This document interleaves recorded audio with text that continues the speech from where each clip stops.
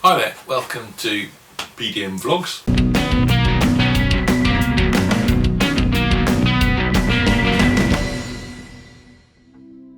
Today we're going to be looking at Arturia's amazing collection of synths called their V collection, which we've recently invested in. So this starts with a little story. A long time ago, before the internet, a long time ago, when I was in my probably mid to late teens, you couldn't get information by going on the web about musical instruments.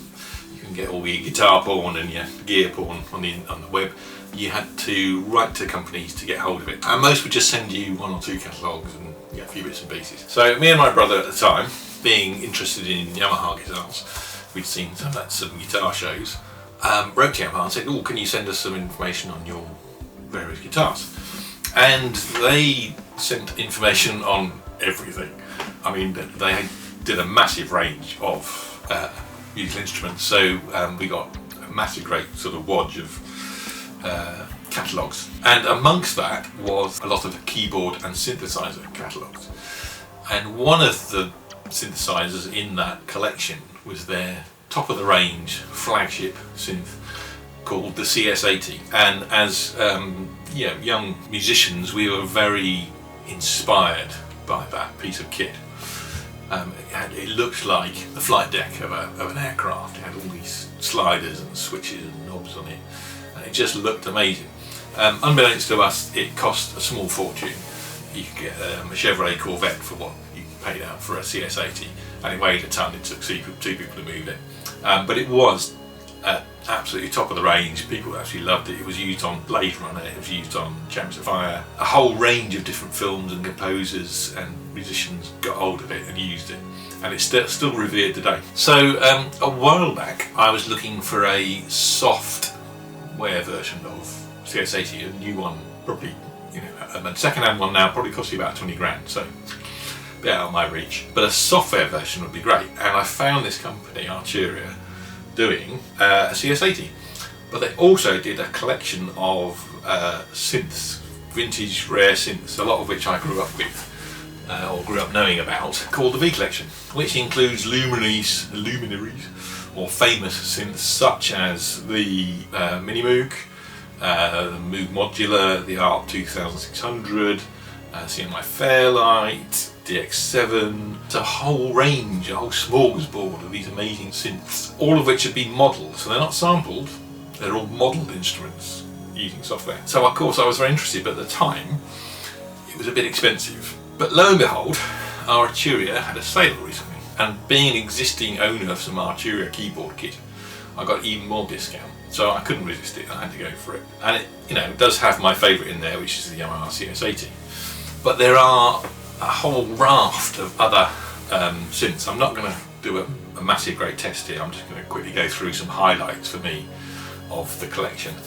It also includes, apart from all the classic synths, it includes a thing called Analogue Lab, which is kind of like a library browser for all your synth patches. So it contains all the synth patches. You can load it up with more packs of synth patches, some which are free. You can get Analogue Lab on its own, which comes with slightly less patches, but you can't actually open the individual synths to edit them and play with them. But it's a very useful tool for kind of browsing, because everything's categorized and tagged.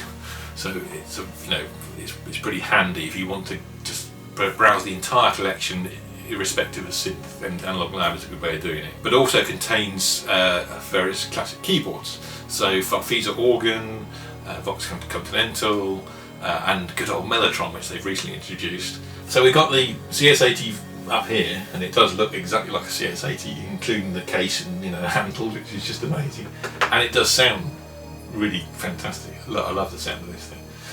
Like I say, I'm not going to go into samples and sounds.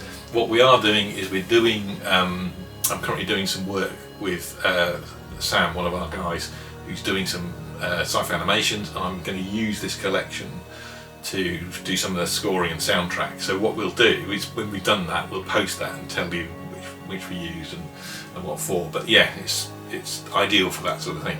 The Analogue Lab browser helped me identify, I just filtered out all the bizarre and weird patches and got some really interesting sounds. Analogue Lab itself, which is kind of command central for the collection, and you can see now I've got 8,705 presets on there. It's a lot of presets. Take a long time to go through all that. It comes with about 8.5, and I've added a couple of hundred with some of these free packs. So if you click on the store button at the top here, top right corner, then you can go and browse for free add-on preset packs, which are all really handy and some good sounds in there. You can also get paid ones which mimic or replicate the sounds from famous bands or albums like Genesis or Vangelis or Pink Floyd. So it's quite handy if you want to replicate some of those sounds and do those sort of things. You can also create your own presets. You can combine and layer two presets and do a certain amount of modification. So it's quite a handy little tool for browsing what is an enormous collection of sounds. Other highlights. I grew up with Mini Moog and modular, so it's just great to have this in software form, because a real one would set you back an absolute fortune and probably not quite as easy to run. And yes, a massive great bank of presets. And the thing I like is you can actually move the patch cables around. You can tweak your sounds, you can save your own. So if you want to get into in-depth tweakery, then ideal synths to use. And because it's all modelled, you'll get you should get a fairly accurate representation of what the real synth would do. I haven't quite got into that yet. I'm still working with the 8,000 presets, but there you go. But Moog Modular, and it's got some great sequence sounds on it. Takes you straight back to Tangerine Dream, all those kind of classic analog synth. And Mini Moog is in there too. Mini Moog I'm very familiar with, having seen people like good old Jan Hammer use them. People like Jeff Beck, and the good old ARP. So you've got the main sort of unit and also the sequencer unit. And again, just there's some fantastic sequence lines. The same thing with the Moog Modular is when you select a different patch, all the patch cables change. Look at that. Marvellous. That's sort of attention to detail I really like. That's shows that they actually give a toss what they're doing. The Prophet 5 they've got here. They've actually got two versions. They've got the Prophet 5 and the 5VS. So this is kind of 5VS is a digital synthesizer. The 5 is an analog. Again, very familiar with Prophet 5 sounds from bands like Weather Report. Always remember when it came out and what a stir it caused. So again, great to see it in there. This whole collection's been a real trip down memory lane. Now this one here, the CMI Fairlight, and I remember when this came out and how much it cost. And this is the dawn of sampling, basically, and it was just staggering. And it appeared on all the technology programs at the time, and it appears on a lot of records. A lot of the sounds that I've kind of found for pitch, the weird stuff, the kind of sci-fi sounds, is by this one. And also it's this handy little thing where if you want to go into the screen and you can edit all this stuff, and you can just click on that and the screen comes up. Great synth, which I was, it's part of my musical history. You were aware of these things coming out, you used to go and hear about them. Or in the case of this one, the DX7, you could actually usually find it in the music shop and have a go at it. And again, a revolutionary synth, still sounds great. Some of the sounds that we sort of earmarked for this sci-fi horror animation that Sam is doing, what came from this. It does some really good weird sounds. And the same thing is that you select different things and it will come out, you can actually get into the detailed nitty-gritty editing with this little drop down. So if you want to go and actually kind of start fiddling under the hood, you can. And because it's all modelled, it'll do, it'll be like a DX7, filling the DX7. Obviously I think the real version, these won't necessarily sound exactly like the real version, but they're as close as you can get, and for £8 each, I could live with any differences. The DX7 was another one. There's also a few little nifty things on things like the Farfisa. So on the Farfisa you've got obviously all these effects, the amp, but you've also got this thing here, this wave editor, which you can draw on and just create your own kind of tone profiles. which I think is a great idea. You know, it's good, and you can also get under the hood and start tweaking all these bits and pieces.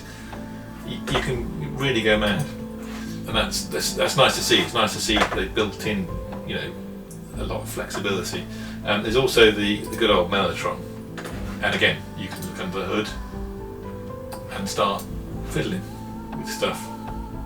So you can change the range of the sounds, you can change the sounds themselves, and it can produce some really interesting sounds, you know, which are kind of relevant or can be relevant and modern. So some of the special effects that I've earmarked are actually done by this, which is great. And you know, you won't get the reliability problems of, you know, tape wearing out or any of the other bits and pieces that happen with the real thing. Finally, Synclavier. This thing. Now I remember this because when it came out, it was again another leap forward in synth design. But I particularly remember it because Frank Zappa got hold of one and did an album called Jazz from Hell on it, which was, it's pretty challenging listening, but it shows the synth's capabilities, but also, you know, good old Frank Zappa's breadth and talent. But yeah, again, fascinating, you know, thing, and it's great to, you know, be able to do that trip down memory lane for, you know, £8 in. Mini synth, there's this SEM V2, which does some great little sounds. There's also something called a Synthi V. Again, it's a, you know, little kind of matrix-based mini synth, and again, it's great fat analog sounds that come out of it. And the other mini synth that we've got is this lovely Buchla Easel. And again, patch chords change when you change the patches, but it's got again a lovely, gritty, full, powerful analog sound. Buchla are a real kind of premium brand, so it's nice to see that included. Overall, just a fantastic collection of synths. I mean, there's other stuff in here like the Solina string machine, like I say, the Matrix, Abraham Matrix, which is a beast of a synth. The good old classic Roland Jupiter 8, which is great to see. Got some really aggressive sounds in there.